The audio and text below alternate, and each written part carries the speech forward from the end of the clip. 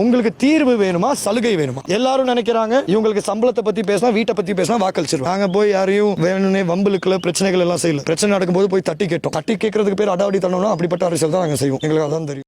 எல்லா ஜனாதிபதி தான் நான் குறை சொல்றேன். எல்லாரும் நினைக்கிறாங்க இவங்களுக்கு சம்பளத்தை பத்தி பேசினா, வீட்டை பத்தி பேசினா வாக்களிச்சிருவாங்க. இதுக்கு சிறந்த உதாரணம் கோட்டாபய ராஜபக்ஷ அவர்கள் தேர்தலில் கோட்டாபய ராஜபக்ஷ அவர்கள் சொல்றாரு 1000 ரூபாய் நான் வழங்குறேன். சஜித் பிரேமதாச சொல்றாரு நான் 1500 ரூபாய் வழங்குவேன். நம்மளுக்கு பிரச்சனை 1000 1500 கிடையாது. அப்படி இருக்கும்போது உங்களுக்கு தீர்வு வேணுமா, சலுகை வேணுமா? 1972 இருந்து இன்னைக்கு வரைக்கும் 66,000 வீடுகள் கட்டியிருக்காங்க. முன்னாள் அமைச்சர் திகாம்பரம் உட்பட நான் உட்பட. சொல்லிட்டே இருக்க முடியாது இந்த பொய்யான விஷயத்தை. வீடு கட்டல நான் 66,000 வீடுகள் கட்டிய தீர்வு வரலன்னா பிரச்சனை வீடு இல்ல.